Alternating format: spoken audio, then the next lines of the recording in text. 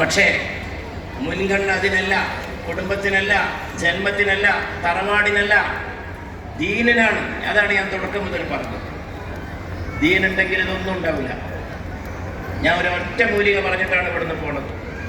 ഈ കേൾക്കുന്നതും ഈ കാണുന്നതും, ഈ അക്രമങ്ങളും ഈ കുറ്റവാസനകളും ഈ അപഭ്രംശങ്ങളും വിശ്വാസരാഹിത്യത്തിൽ നിന്ന് ഉടലെടുക്കുന്നതാണ്. ദൈവമില്ല, പരലോകമില്ല, അവിടുന്നാണ് ആദ്യം തുടങ്ങുക. അങ്ങനെ പറഞ്ഞാൽ പിന്നെ എളുപ്പമാണ്.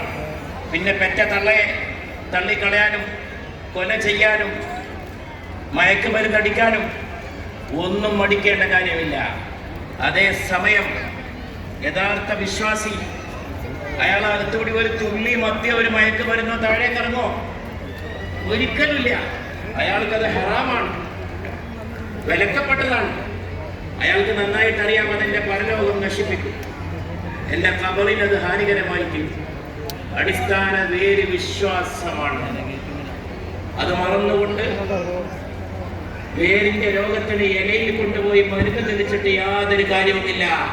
വേരിലാണ് രോഗം. അതിന് വേരിൽ തന്നെ ചികിത്സിക്കാൻ നമുക്ക് സാധിക്കണം. ഇലയിലൊന്നും മരുന്ന് കഴിച്ചുകൊണ്ടൊന്നും അവസാനിക്കില്ല. മയക്കമരുന്നിനെതിരെ എത്ര ക്യാമ്പയിൻ ഇവിടെ നടന്നു, എന്തൊക്കെ ഇപ്പോഴും നടക്കുന്നു. അതാ വർദ്ധിച്ചു വരുന്നു. ഒരു ഭാഗത്ത് മദ്യത്തിനെതിരെ ക്യാമ്പയിൻ നടത്തും, ഒരു ഭാഗത്ത് മദ്യം വിൽപ്പനക്കും വെക്കും. കാര്യമില്ല, അത് വർദ്ധിക്കുകയുള്ളൂ. അതേസമയം ഇത് പാടില്ലെന്നും ഇത് കുടിക്കാൻ പാടില്ലെന്നും ഇത് വിലക്കപ്പെട്ടതാണെന്നും ഇതെന്റെ കുടുംബത്തെ നശിപ്പിക്കുമെന്നും ഇതെന്റെ ഇഹലോകത്തെയും പരലോകത്തെയും ഒരേ സമയം നശിപ്പിക്കുമെന്നും ബോധമുള്ള ഒരു വ്യക്തി, അങ്ങനെയാണ് ആളുകളെ തെറ്റിൽ നിന്ന് മുൻപുകാലത്ത് തടഞ്ഞു നിർത്തിയിട്ടുള്ളത്. 5 മിനിറ്റ് എന്ന് പറഞ്ഞ ഞാൻ ഒരുപക്ഷെ 5 മിനിറ്റ് ആയി കാണും, കവിഞ്ഞു പോകുമോ എന്ന് ഭയപ്പെടുന്നത് കൊണ്ട് ഞാൻ എന്റെ സംസാരം ഇനി ഒരു അല്പം പോലും നിർത്തിക്കൊണ്ടു പോകുന്നു. ഞാനൊരു ചെറിയ സംഭവം പറയാം. ഞാനിന്നിവിടെ പറയാൻ ശ്രമിച്ചത് ഒറ്റ കാര്യമാണ്. വിശ്വാസമാണ് അടിസ്ഥാനം. റബ്ബ്, തിരുദൂതർ, മരണാനന്തര ജീവിതം, ഇത്തരം കാര്യങ്ങൾ ഊതി നിൽക്കണം. കുടുംബങ്ങൾ അതെങ്ങനെയെങ്കിലും പഠിപ്പിച്ചോളൂ. അത് സോഷ്യൽ മീഡിയ വഴിയോ പുസ്തകം വഴിയോ ഒക്കെ ആകാം. ഉമർ റളിയല്ലാഹു അൻഹു, ഖലീഫ ഉമർ, ഇന്ത്യക്ക് ഞാൻ ആഗ്രഹിക്കുന്ന ഭരണം ഉമറിന്റെ ഭരണമാണെന്നാണ് മഹാത്മാഗാന്ധി പറഞ്ഞിട്ടുള്ളത്. ഉമർ റളിയല്ലാഹു രാത്രി ഒരു സ്വഭാവം ഉണ്ടായിരുന്നു.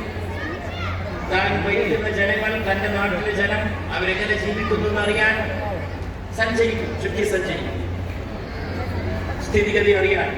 ശരിയായ ജനാധിപത്യം ഈ ലോകത്തെ പഠിപ്പിച്ച ലോകനായകനാണ് സയ്യിദുനാ ഉമർ ഇബ്നുൽ ഖത്താബ്. വെറുതെ നല്ല ഗാന്ധിജിയാ പറഞ്ഞു. ഗാന്ധിജിക്ക് നല്ല വിവരമുണ്ട്, ബോധമുണ്ട്. ഇന്ത്യക്ക് എന്നാ പറഞ്ഞു, ഞാൻ ആഗ്രഹിക്കുന്ന ഭരണം ഉമറിന്റെ ഭരണമാണ്. ഒരു ദിവസം രാത്രി ഇങ്ങനെ പോകുമ്പോ ഒരു വീട്ടിന്റെ അകത്തുനിന്ന് ഒരു ഉമ്മ മകളോട് സംസാരിക്കുന്ന സംസാരം പുറത്തുനിന്ന് ഉമർ റളിയല്ലാഹു അൻഹു കേട്ടു.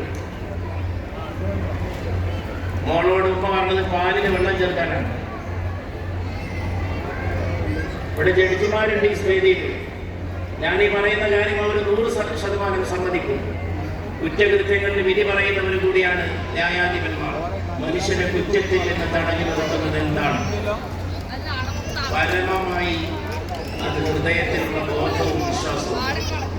നിങ്ങൾ പോലീസിനെ കൊണ്ടൊന്നും കുറ്റത്തിൽ തടഞ്ഞ് പോലീസ് വേണം നടപടി എടുക്കണം. തൽക്കാലം എന്നല്ലാതെ ഒരു തവണ പോലീസ് പിടിച്ചിട്ട് പിന്നെ പിന്നെ പിന്നെ ജയിലിൽ പോയി കിടക്കാൻ ഒരു മടിയില്ലാത്ത ക്രിമിനലുകളിലെ ഈ നാട്ടിൽ. കഴിഞ്ഞ ദിവസം ഭീകരാക്രമണം നടന്നു നമ്മുടെ മഹത്തായ രാജ്യത്തിനെതിരെ. അവന്റെ തകരാറ് വിശ്വാസമില്ലായ്മയാണ്. ദൈവം കാരുണ്യമാണ്.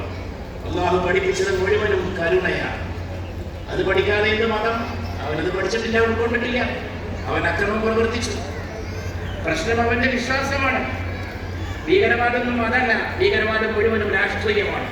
വെറുതെ തെറ്റിദ്ധരിച്ചുകൊണ്ടാണ്. അതൊന്നും മതത്തിന്റെ പേരിലുണ്ടാവുന്നതല്ല. ലോകത്തെവിടെ ഭീകരവാദം ഉണ്ടായോ അത് പൊളിറ്റിക്കലാണ്. രാഷ്ട്രീയ കാരണങ്ങളും രാഷ്ട്രീയ നിമിത്തങ്ങളുമാണ്. പക്ഷേ എന്ത് തരമാണെങ്കിലും നാം അതിനെ ഒറ്റക്കെട്ടായി തള്ളിപ്പറയുന്നു, അപലപിക്കുന്നു. ഏത് അക്രമ പ്രവർത്തനത്തെ, പ്രത്യേകിച്ച് നമ്മുടെ രാജ്യത്തിനെതിരെ